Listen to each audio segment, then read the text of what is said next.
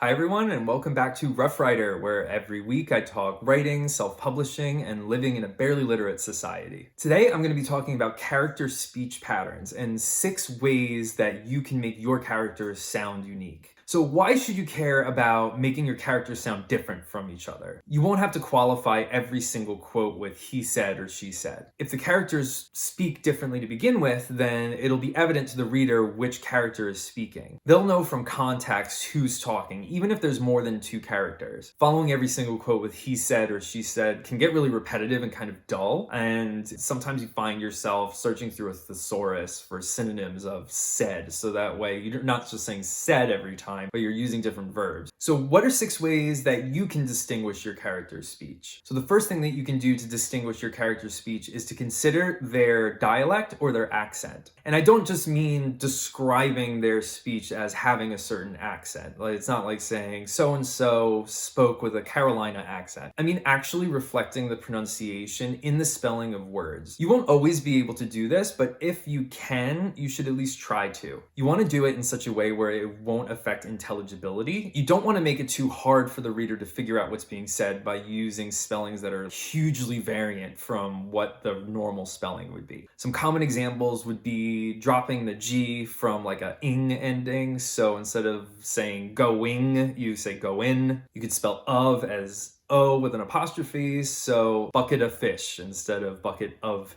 fish. You could use gonna instead of going to, or wanna instead of want to. You can even spell what do you as what you. So what do you want? You could just write what you want. Again, just make sure that whatever you decide to do to spell this out is something that is easy to understand. If the character has a really heavy accent, you might not want to go this way. You might want to just tell the reader they have a really heavy accent. So the second thing you can do to distinguish your character's speech is to consider their vocabulary and their slang usage. So this goes along with dialect, like I mentioned before. Think about regional terms for things that people use. So, where I'm from in New York, we say soda, but then in other parts of the country, they say pop, which I still think is really weird, but people say pop. Apparently, people in the South say jar flies instead of cicada, or at least in some parts of the South. So that's another word that you could use. So just think of everyday terms that are very common and make sure you're using the regional word for that is appropriate for the character and where they're from. This also might not even be a dialect thing, it just might be personal preference. So one character just kind of tends to say sofa instead of couch, but it doesn't really have anything to do with where they're from, that's just they like that word better. And think about their profanity usage as well. Some characters might curse like a sailor, and then other ones might not curse at all. Really just making sure that you're aware of what specific words a character would use based on where they're from or what their personal preferences are will go a long way with setting them apart from other characters. So the third thing that you can do to distinguish your character's speech is to think about non-standard or improper grammar. So people generally don't speak proper English in conversation. God knows I don't. So a lot of us use technically incorrect or improper grammar while speaking, even if we wouldn't do that when we're actually writing. Some common examples would be saying me and so went here instead of saying so and I went here. People also might say there is or theirs with a plural noun after it. So saying there's 2 dogs here. Like, that's not right. It should be there are 2 dogs here.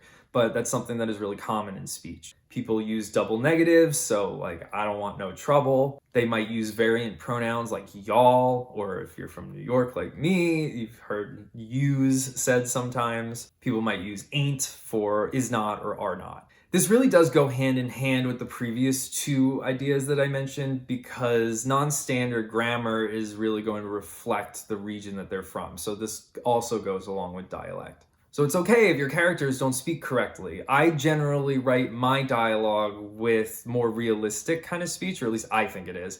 So it's okay if your characters don't speak perfect, proper English. No one does in real life, so your dialogue is going to end up sounding really stiff and kind of robotic if people are speaking in a way that is very unnatural. So the fourth thing that you can do to distinguish your character's speech is to consider their personal speech habits or their personal catchphrases. These are going to be like the go-to words that a character uses when they're talking. An example might be a certain character calls people man or buddy a lot, or a character might say, "Oh my God," all the time. It can also be speech fillers. It doesn't necessarily have to be actual words. So a character might say a lot, might say like a lot, or maybe start a lot of sentences with well or so. These are little things that don't necessarily have anything to do with their dialect or their origins, but are just personal habits that they've developed over time. Like, I know that I personally use the adjective absurd a lot in real life, so that's something that I think would place me if I were in written dialogue. I think it would be kind of obvious that it's me. My reaction is to call something absurd repeatedly. Now, the fifth thing that you can do to distinguish your character's speech is to use distinct punctuation. This is going to be a visual way of differentiating their speech. It might not necessarily be something that could be heard out loud in like an audiobook or something, but when someone is reading your book, they will see it and it'll be evident. So what do I mean by distinct punctuation? You could use a lot of commas for certain dialogue or a lot of dashes, like M dashes. This tactic is good for characters who have a tendency to go off on long tangents. If they kind of switch topics a lot mid-sentence, then you're going to want to use things like commas or M dashes, or maybe they add a lot of side information that they don't necessarily have to give. You can put that in parentheses. Again, this is really good for characters who have a tendency to be long-winded or kind of go all over the place when they're talking.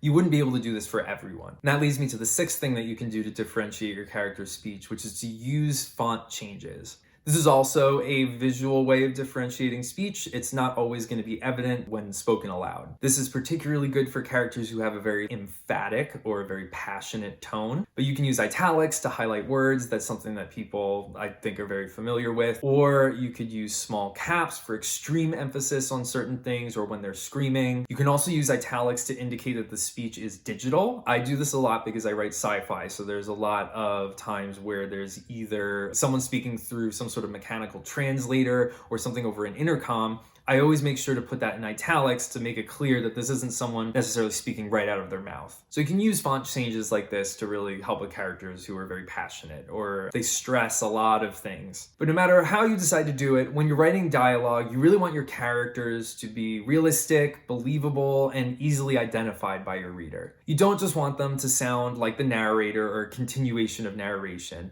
That can get really dull. You also don't want to have to necessarily label every single line with who's the one speaking and saying he said or she said, because that can get very repetitive, and sometimes you'll find yourself really stretching for verbs to use so that way you're not constantly just saying said. As your reader goes through your book, they'll start to really become familiar with your characters and how they speak, and this will just make them a lot more relatable and a lot more distinct from one another. This is ultimately an exercise in good character development, and in a previous video I talked about writing character profiles, and their speech patterns is something that you should include in that if you decide to write a profile for them. So if you guys have any ideas on how you can make your characters sound distinct, please put it in the comments below. I'm interested in what kind of ideas you have. For a longer take on this topic, you can check out my blog. There is a link in the description below. And if you found this helpful or interesting, just make sure to like and subscribe, follow me on social media, and as always, thank you for watching. God bless.